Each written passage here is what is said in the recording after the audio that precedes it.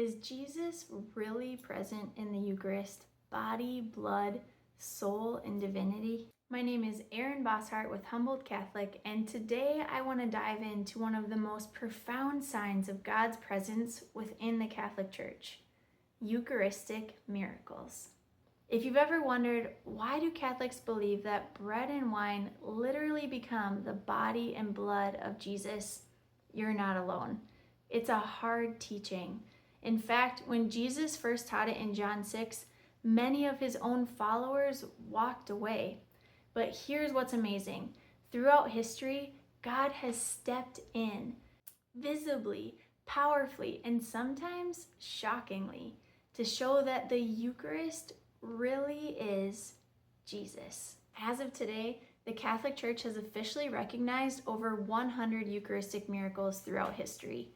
The most comprehensive source documenting these miracles is the work of Blessed Carlo Acutis, who compiled a catalog of over 130 miracles that have been officially recognized by the Church. These miracles span more than 20 countries and nearly 2,000 years, from early Christianity to modern times. So today I want to share with you 4 Eucharistic miracles, all verified by science, that have shaken hearts, changed lives, and even brought atheists back to God.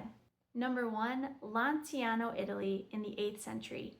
So this miracle takes us back over 1,200 years to the small Italian town of Lanciano.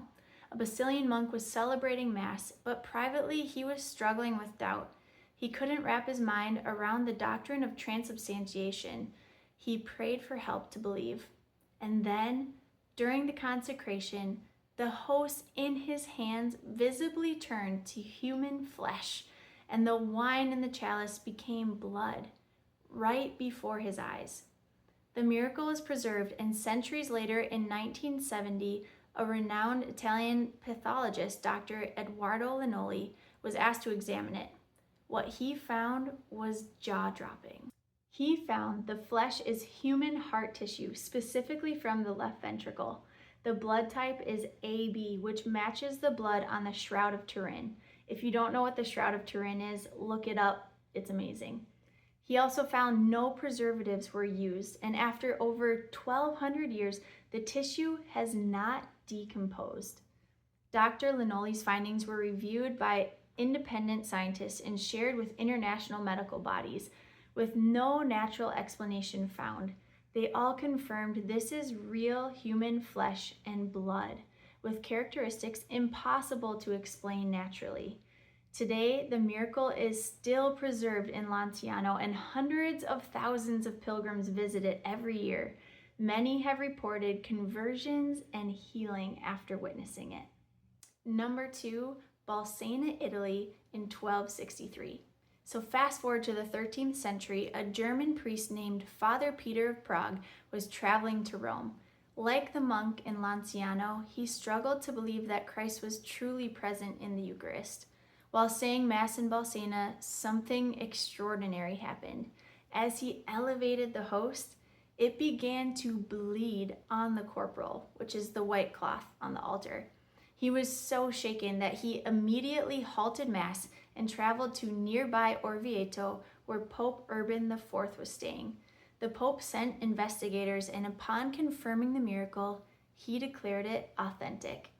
Pope Urban was so moved that he established the Feast of Corpus Christi, a solemn celebration of the body and blood of Christ. And he asked St. Thomas Aquinas to write hymns for the feast, including the famous Tantum Ergo and O Salutaris Hostia. To this day, the blood-stained cloth is preserved in Orvieto Cathedral, where it draws pilgrims from around the world. Countless priests have testified that seeing the corporal strengthened their faith in the real presence, especially in moments of spiritual dryness and doubt. Number 3, Buenos Aires, Argentina in 1996. This miracle happened under the leadership of someone you might recognize, Jorge Mario Bergoglio, now known as Pope Francis. In 1996, a consecrated host was found discarded in the back of a church in Buenos Aires. And as is custom, it was placed in water to dissolve and stored in the tabernacle. But days later, instead of dissolving, the host had turned into a piece of bloody flesh. The local bishop, then Bishop Bergoglio, ordered photographs and then sent the sample to be analyzed in secret by scientists in the United States without telling them its origin. One of those scientists was Dr. Frederick Zugabe, a renowned cardiologist and forensic pathologist. Here's what he found. The sample was human heart muscle, again from the left ventricle, and in the state of extreme agony and trauma. The tissue contained living white blood cells, meaning it came from a living person, and the cells were fighting to survive. The blood type, AB, just like in Lanciano, and the Shroud of Turin. But here's the wild part. One of the leading scientists on the case, Dr. Ricardo Gomez, was an atheist. After hearing that the sample that they had been studying came from a consecrated host from a Catholic church, he was led to convert to Catholicism. He has since become a proponent of the validity of Eucharistic miracles and speaks about the real presence of Christ in the Eucharist. To this day, this miracle has inspired Eucharistic adoration chapels, deepened belief among the faithful, and prompted even skeptics to reconsider what the church teaches. Number 4, Soka Poland in 2008. During Mass, a host was accidentally dropped and placed in water to dissolve, following protocol.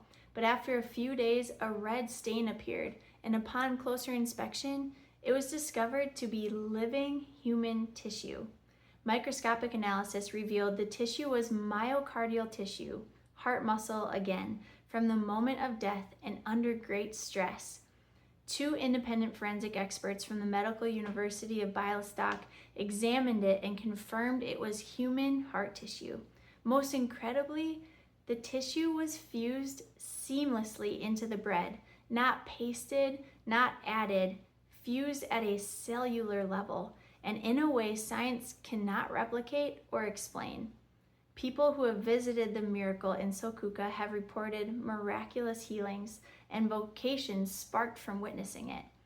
Local priests said Mass attendance and Eucharistic devotion skyrocketed after the event. So why are Catholics obsessed with bread and wine? Because it's not just bread and wine, it's Jesus. Again and again through history, through science, through personal experience, God has affirmed the truth Jesus gave us at the Last Supper. This is my body. This is my blood. These miracles aren't random. They're signs of love. They're wake-up calls to a distracted world, and they're a personal invitation to you. Come, believe, and receive. Receive Jesus in the Eucharist. Thank you so much for watching this video today. If this video helped you, please give it a like, subscribe to Humboldt Catholic, share it with someone curious about the Catholic Church, and give me a comment below. I'd love to hear which of these miracles impacted you the most and why. Please visit my website, humboldtcatholic.com, to learn more about Humboldt Catholic and the ways that you can support this ministry so that I can continue to make more and better content like this. Thanks, and God bless.